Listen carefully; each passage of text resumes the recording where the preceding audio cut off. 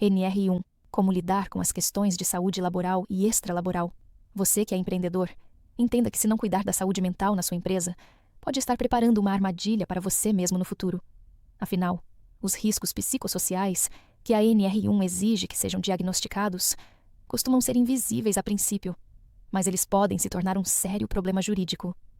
Saiba que o maior risco não é não ter um laudo, é continuar ignorando os sinais silenciosos de um ambiente que pode estar gerando provas contra a própria empresa.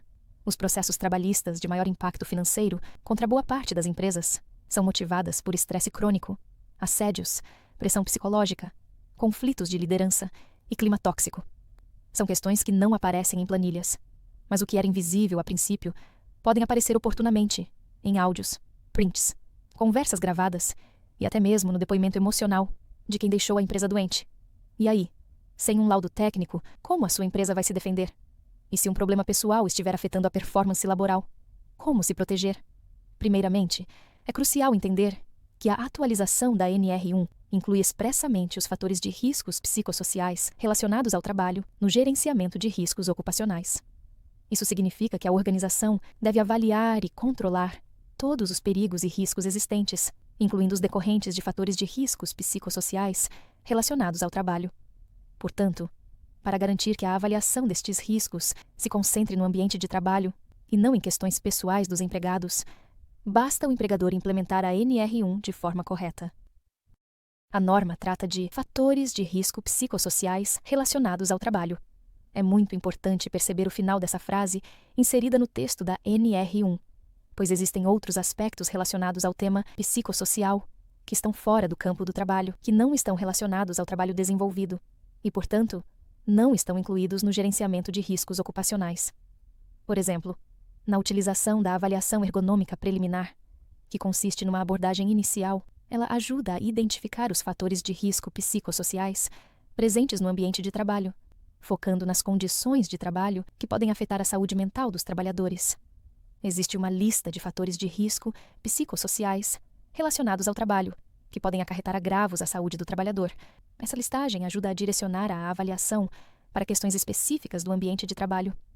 De forma análoga aos outros fatores ergonômicos, pode optar pelo caminho de realizar a observação da atividade de trabalho, incluindo o diálogo com o trabalhador.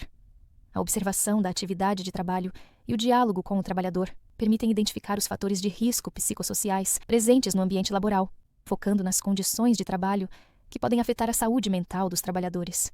Em qualquer caminho escolhido, a organização necessita criar um ambiente de confiança para que se possa realmente dialogar com o trabalhador e trazer as questões reais que estão afetando esta atividade de trabalho. Afinal, um ambiente de confiança encoraja os trabalhadores a compartilhar questões relacionadas ao trabalho, garantindo que a avaliação se concentre nos fatores de risco psicossociais presentes no ambiente laboral. A caracterização da situação de trabalho e avaliação de risco podem ser feitas de forma qualitativa, nos termos da NR17, que trata da ergonomia. Uma avaliação qualitativa do risco permite que o profissional avalie o risco com base nas condições encontradas, garantindo que a avaliação se concentre nos fatores de risco psicossociais presentes no ambiente de trabalho. Na caracterização da exposição, deve-se fazer uma descrição, relatando como a atividade é realizada. Devem ser incluídos aspectos importantes, como a duração do trabalho, a frequência e a intensidade da exposição, entre outros cofatores que podem interferir na caracterização da exposição ao perigo. Esta caracterização ajuda a identificar os fatores de risco psicossociais presentes no ambiente de trabalho, focando nas condições de trabalho que podem afetar a saúde mental dos trabalhadores.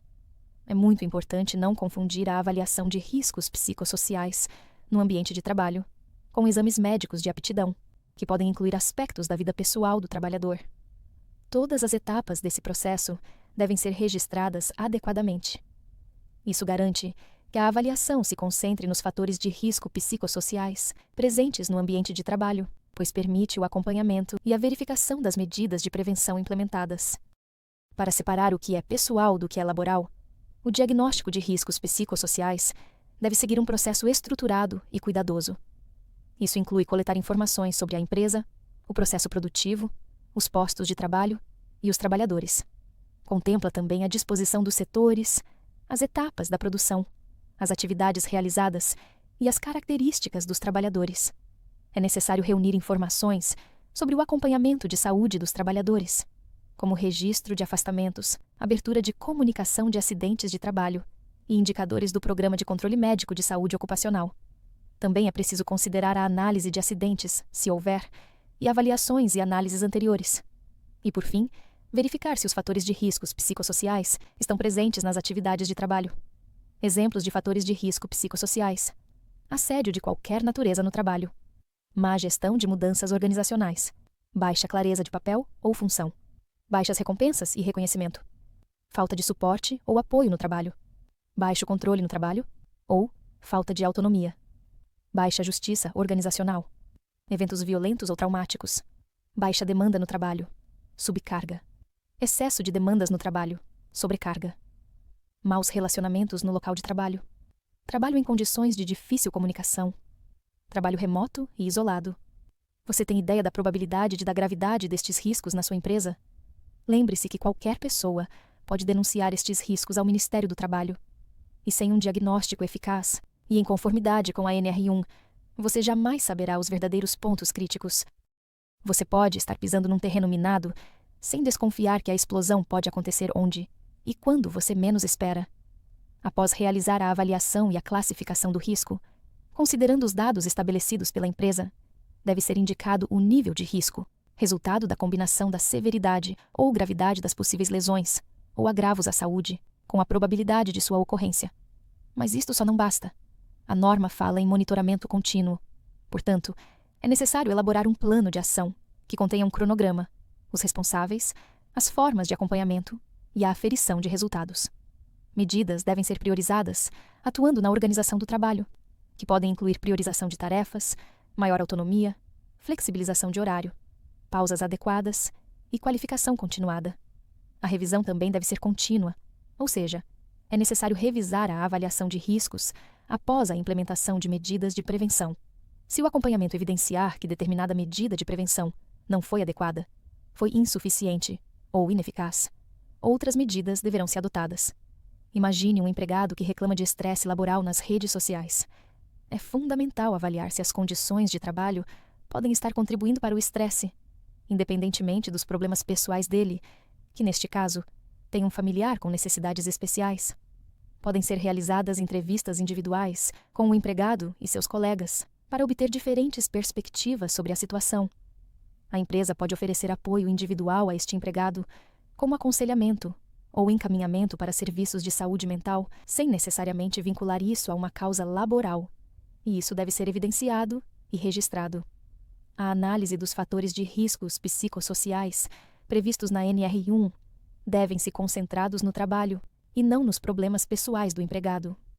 Ao separar o que é pessoal do que é laboral, a empresa pode implementar medidas de prevenção eficazes e promover um ambiente de trabalho mais saudável e seguro para todos os empregados. Lembre-se que o objetivo não é avaliar a saúde mental individual, mas sim identificar e mitigar os fatores de risco no ambiente de trabalho que podem levar ao adoecimento.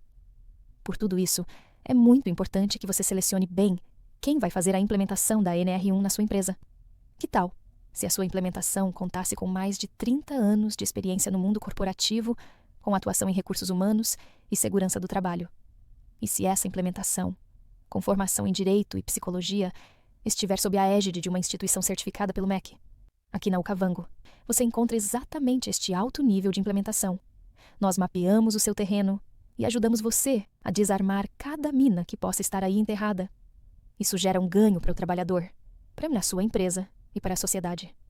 Cuide dos riscos psicossociais da sua empresa, antes que ela fique doente e adoeça você também.